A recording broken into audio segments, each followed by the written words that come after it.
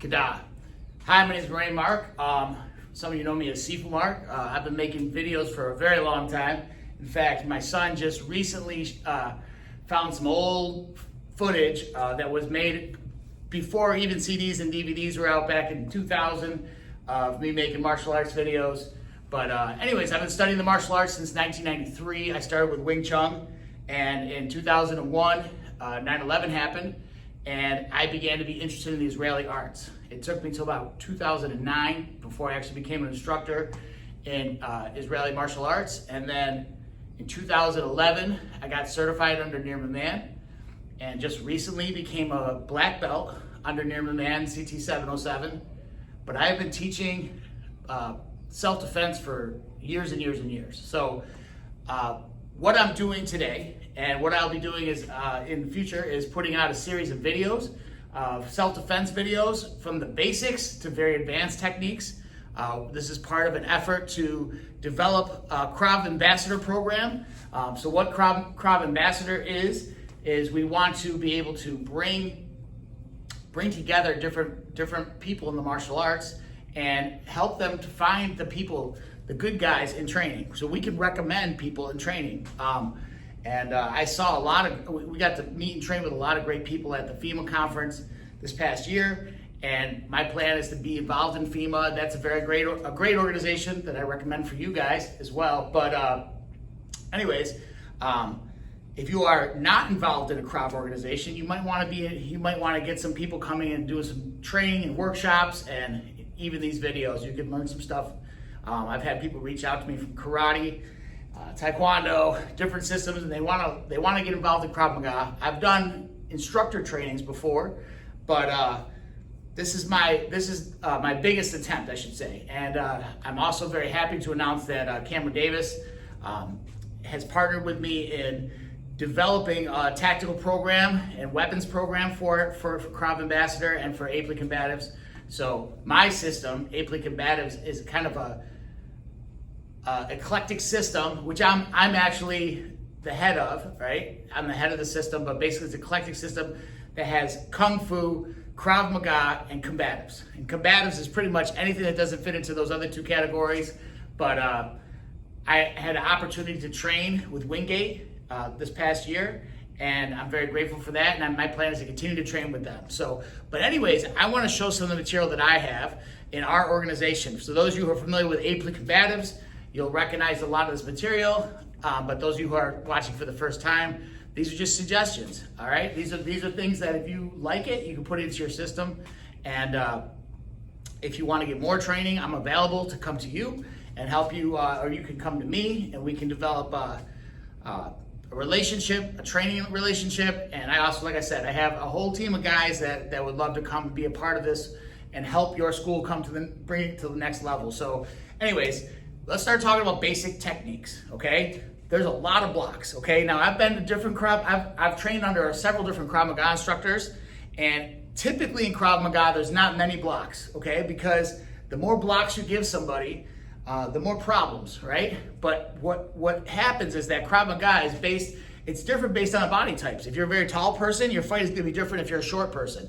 If you're a big person versus if you're a small person, if you're a man versus a woman, if you're fighting three guys versus fighting one guy. So Krav Maga and combative should be able to adapt to you, right? So, but anyways, a lot of these techniques that I've also learned in Krav Maga, I learned them first in Kung Fu. So they exist in multiple systems. If you're a karate guy, you might recognize a lot of the blocks that Krav Maga does too. Like for example, our 360 block that we're gonna be doing. In karate, it's a high block with a fist closed, all right? In Kung Fu, we call it, this is also a block in Kung Fu, Wing Chun. So we have names for all of these, and you know, but I just want to show you what's most important is not the name of the style that it comes from, or even what style you're doing. What's important is it's going to work for you in the street against a bad guy. So let's start, all right? So first block, I want to show you, this is called a check, right? So in Kung Fu, we call this a pak sao, right? A slapping hand. The idea is you keep your fingers together, and when you hit somebody's hand, you don't hit it hard so that it slips off. You hit it where it basically forms to the arm, okay? So as it hits the arm, the fingers just kind of form around the arm, and this part becomes a guide so that the punch can slide off, okay? Also, the hand comes to the center, or center, we call this center line, right? So if you're in a bladed stance, right? If you're in a bladed stance, boom, this is how it's gonna look, right? That's a check, all right? And so what happens after a check, there's a couple things that you can do. You can do a check and a punch simultaneously, right? So you go bang, right? So the guy's moving at you with we call this a straight attack. Could be a push, could be a punch, could be a grab, right? Any one of these different things, you're gonna do this, right? I also think it's a good idea to turn your body. Why is this good? Because if somebody's coming with a knife, you might not even see a knife. But they come at you fast like this, boom, they have a knife, you're moving off the line, and you're striking, okay? The faster that you can go in martial arts from defending to attacking, the better, all right? Next one. This is another one I learned in Krav Maga and Kung Fu, okay? So again, when you're in a fighting stance, right? And I'm just gonna switch my fighting stance up for a second. This is what it's called, here, all right? Fingers are together. Just from a couple different angles, right? We call this vertical sweep, all right? This is in the CT707 system, Nirma Man system. And the idea is from here to here is the entire blocking surface, or even up here, okay? Your arm from the elbow all the way up to the fingertips is clearing the technique outside your body. As soon as that happens, this other hand is getting ready to fire, right? So we're here, guy moves in, boom, and here, all right? I would go from the other side, same thing. Now the question always is asked of me, which hand is the blocking hand? Which hand is the punching hand? So it just depends on you, okay? So if you're in this position here, where your right leg is back, and your hand, this is your front hand. That's gonna be your blocking hand. If you end up being like this will be your blocking hand, or this will be your blocking hand, right? If you're neutral, like this, standing neutral with somebody, it could be either way, okay? But the difference between the first technique and the second technique is in the first technique, the check, I can throw a simultaneous punch. This sweep, I can't, because I have to use everything I can to clear, so the punch has to follow up. It's more of a 1-2, but it's fast. Some people say, oh, it's not good because you're not hitting on the first strike. It's all right. Sometimes you're surprised. Dude moves in at you like, boom, this is what happens. Bang, right? So that is the difference of those two blocks. Check, vertical sweep, all right? Let me show you another one. This one's interesting because I also learned this. Oh, by the way, this technique in Kung Fu, we call Jum Sao, elbow sinking hand, right? See the elbow sinks down, so the guy's pushing like this, boom, that's how it comes down. Elbow sinking hand. And the way I was taught this in CT707 was sweep, drive forward with this, right? This is another technique in Kung Fu we call Lan Sao, arm bar, right? Or bar arm, right? It basically, if the hands are here, boom, it crashes down on the arms, and the punch goes over top, firing at the head, all right? So, next one. This next one is what it was taught to me in Kung Fu, right? And I had not seen this, remember I said I've trained with a lot of different instructors. Moshe Katz, I've trained with Boaz Avram, I've trained with Amit Himmelstein, Lior Offenbach, even did a seminar with Darren Levine, all right? I've done a lot of Krav Maga with a lot of different people. Mike Lee Kinerik, right? A lot of different people from the Israeli arts, not even all Krav Maga, right? And just Israeli systems. And I've done a lot of different stuff with Chinese systems and so on and so forth. Because I've been in martial arts since I was a teenager. Now I'm almost 50. So that you can do the math on how many years that is. So anyways, this one is called, I named this because it wasn't, when I learned CT707, I didn't see this in his system. And that was because he was in charge of teaching military guys who really had very little martial arts experience. And so the goal, and this is important for you as an instructor, how long you have to teach a student depends on how much you can teach them, right? So if you have 3 years, white belt to black belt, you can teach a lot to a student that's coming 2, 3, 4 times a week, right? If they've got private lessons they want to come to on top of that, you can teach them more. Let's say you have them since they're 5 years old, all the way up. You got them for 15 years before they go off to college. All right, you can teach them even more. So that's why I believe it depends on what you teach, depends on who you have as a student, okay? And how long you have them. But in terms of military Krav Maga or Special Forces Krav Maga, which is what CT 707 is, you only got a little bit of time to teach these guys who are they're already trained killers with weapons, okay? Their goal of hand-to-hand is just to fight back to their weapons. They don't want to sit around and kickbox with you, right? They don't even like kickboxing. They want to pull their weapon, pull their rifle, and they want to go to town. That's what they want to do, okay? For obvious reasons. It's more efficient. But there's times you can't do that. So this is why you don't want to teach an operator 1,000 blocks and 1,000 kicks and all that stuff, all right? So the next one we call reverse sweep. So sweep goes from here, from this side, all the way across to this side, crossing center line based on how the footwork is. There's the sweep, there's the bar arm, there's the strike, right? The reverse sweep is this, okay? It's coming this way, boom. And I seen this for the first time in the Wingate course. I didn't know it existed in Krav Maga. I was so excited when I saw this technique. Boom, right? Inside to outside block, right? But I was doing this in Wing Chun back in the 90s, right? Boom, we call it Tan Sao, right? Dispersing hand. And it comes as the attack is on this side of the body, you're here, boom. See, you want to have a fist and a half distance with your elbow, because if it's too close, this will collapse. And if it's too far out here, you don't have power, you lose your structure. Okay, so you want to have it in a way that is dispersing the power off center line while you strike simultaneously if you can. Okay? So we call that, so I called it, because I learned it as vertical sweep from CT 707, I call it reverse sweep. Sweep, reverse sweep. Sweep, reverse sweep, okay? So next one. Here's another one that I didn't really know where to put this. I learned this in Kung Fu, but I felt it was valuable. That's another thing that cross-training, whether it's from one Krav Maga instructor to another Krav Maga instructor, from karate to Kung Fu, from Kung Fu to karate.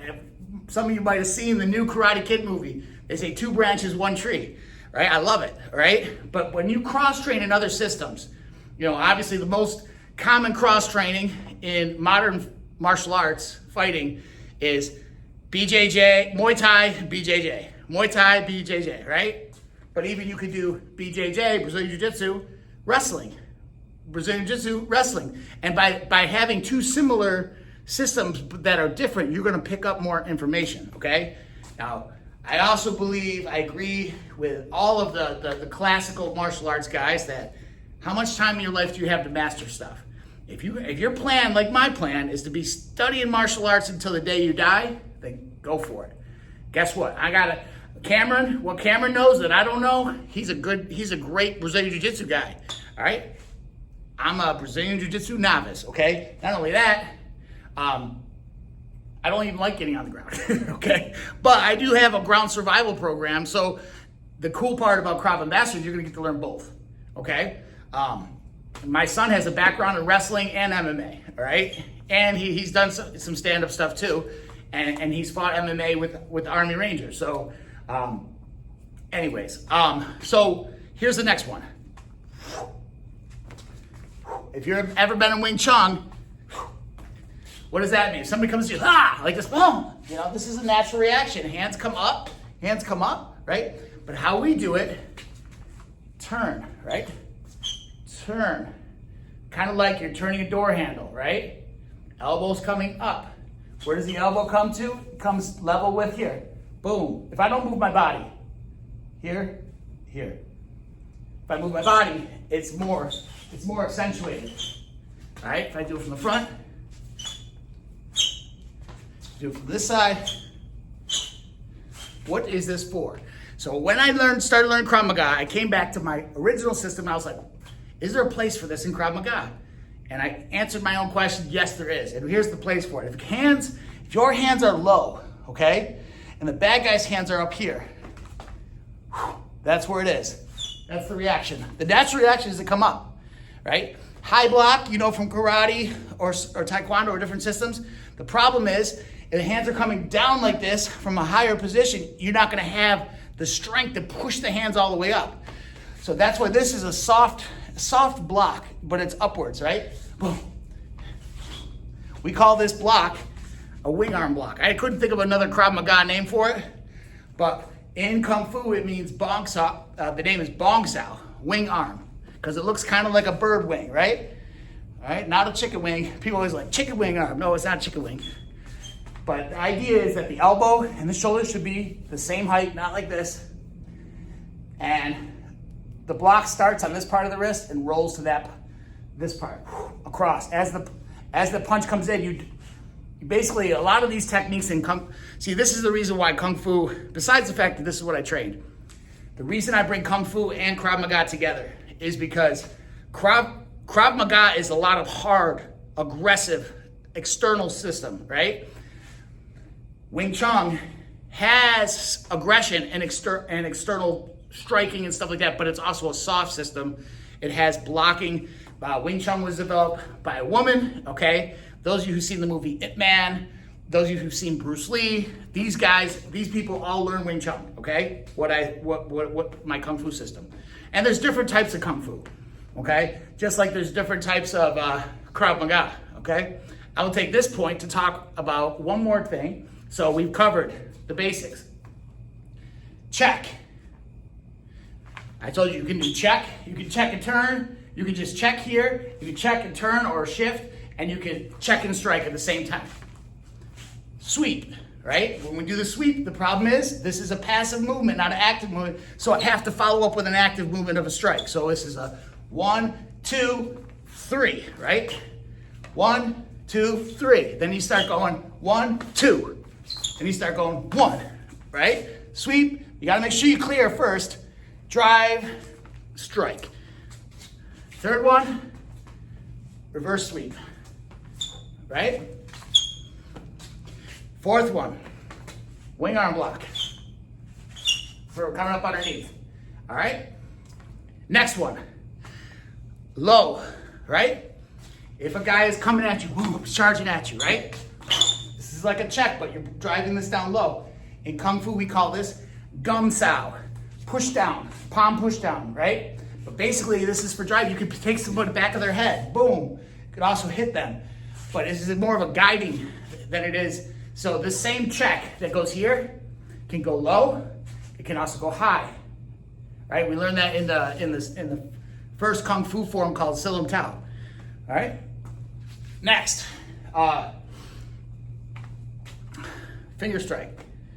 This is a basic attack, right? It's a finger jab. When you hit with this, the tips of the fingers is gonna try to touch the eyes. If you are small compared to the person that you're defending against, if you are female, okay, and the attacker is a big tough man, poke him in the eyes or kick him in the groin, see what happens, all right? We wanna hit. The difference, Krav Maga mindset versus a lot of other martial arts system, we want to attack soft target areas. We do not want to punch guys in the chest, hit guys in the ribs, right? We don't want to do that.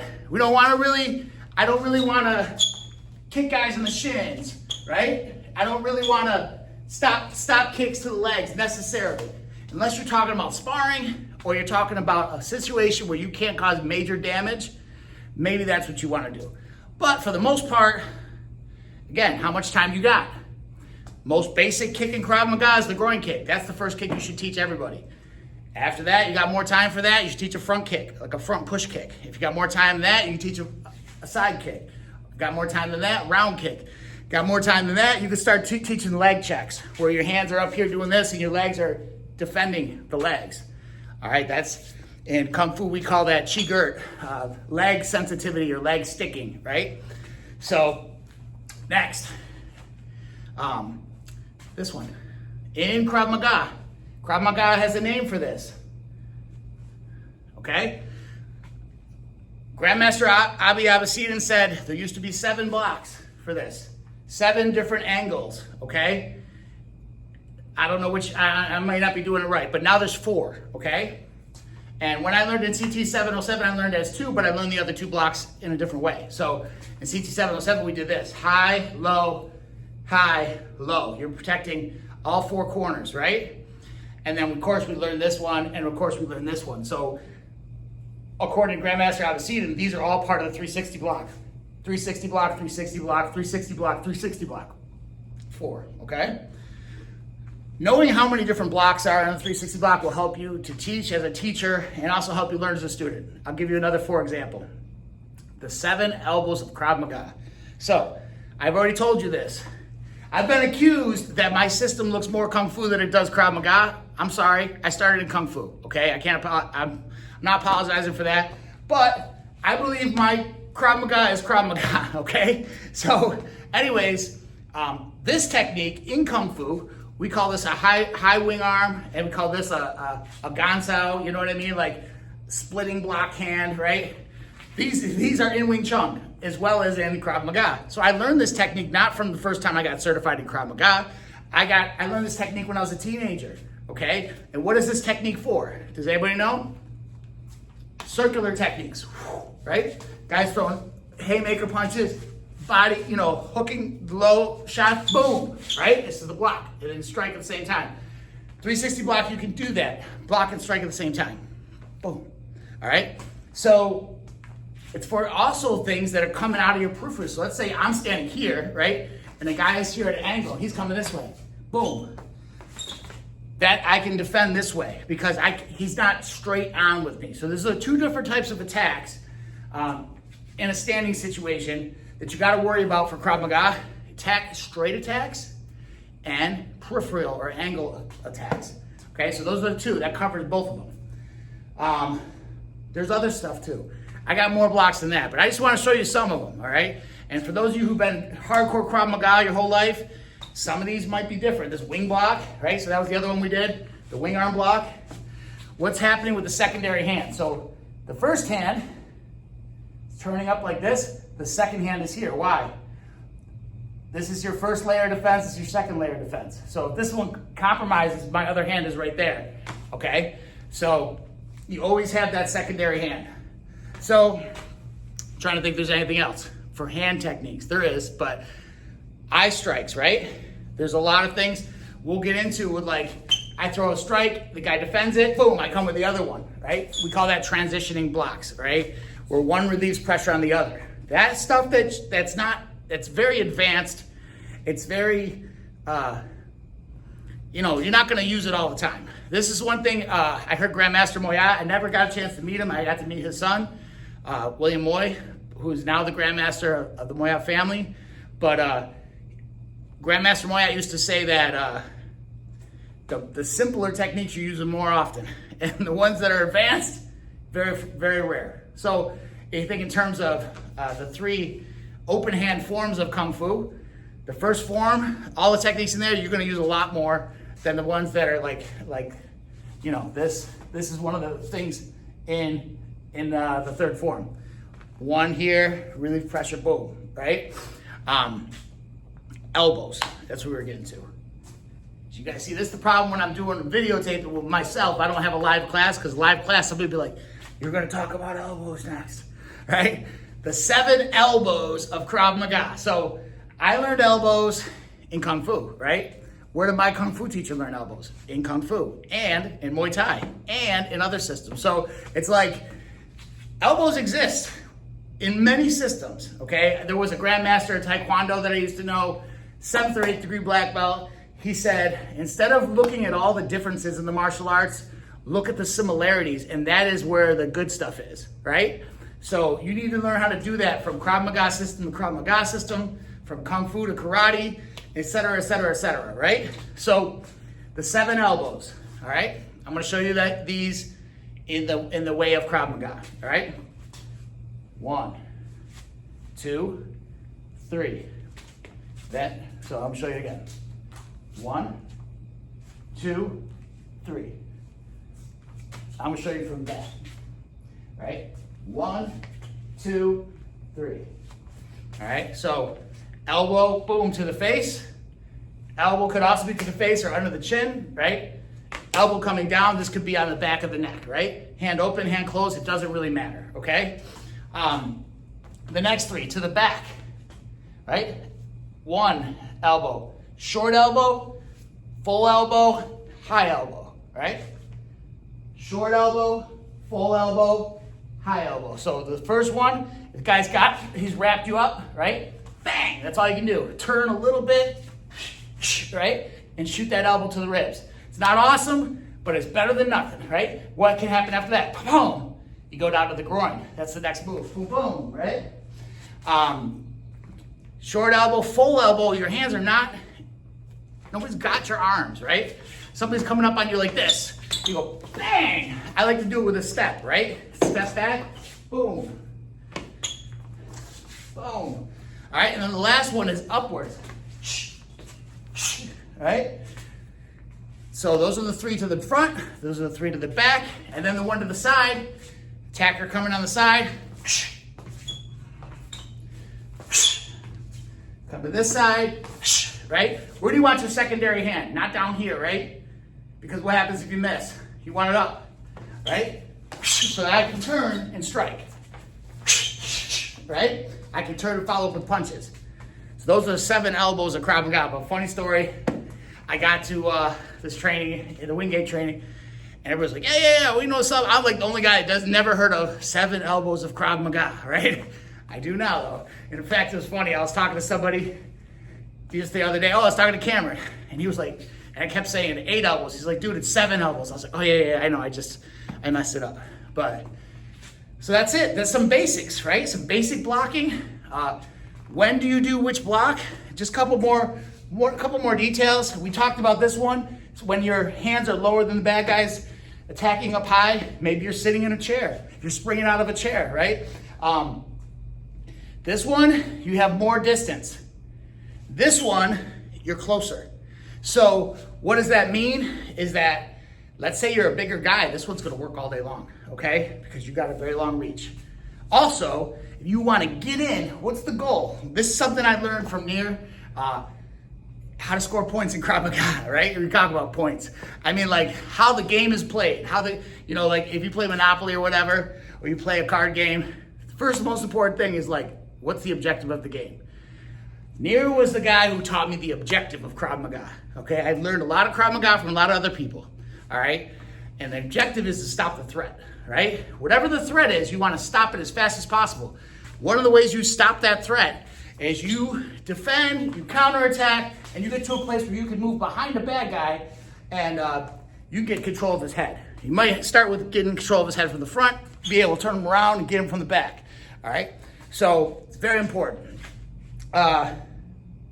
So that's some basic combatives, all right? I'm gonna end this video with a drill that Nir does called the basic combatives drill, okay? This can be done multiple, both sides, lefty, righty. I believe, this is my Mark Massari's personal philosophy on fighting, train ambidextrously. Don't train right-handed. If you're a right-handed guy, fine, but train lefty too. If you're a lefty guy, I'm a lefty. I've been training right-handed my whole life because for drills and stuff, people are like, half the time people are like, who's left-handed? I don't even say nothing. I want to be able to be as comfortable on the right side as I am on the left side, all right? So, the basic combatives drill. This is something that Nir taught to the basics to some of the guys, to his people that he would teach in an instructor course, right? Starts off with punch, left, right, hook, hook, uppercut, uppercut, elbow, elbow, knee, switch, knee. Now, look, I'm in the other situation. I've just switched. Now I'm the other way. I'm lefty now. Jab, cross, or left, right, right. This one's right, left now, right?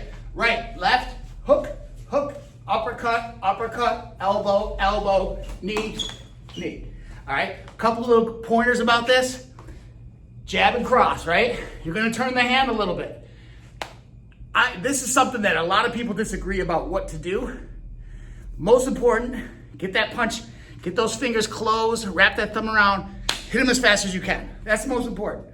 Nobody's gonna be watching you when you get in a fight, you get jumped walking down the street.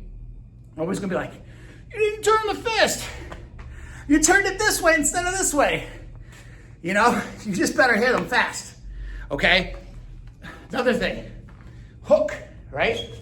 Same thing like I did with the wing arm, right? The hook, bang, goes to the head. We're not hooking the body, not doing body shots, boom. This one doesn't turn. Boxing turns because of boxing gloves, where you're not gonna have a boxing glove on. This way, this supports the whole hand. The turning could create problems. Uppercut. Another technique that I learned in Kung Fu, all right?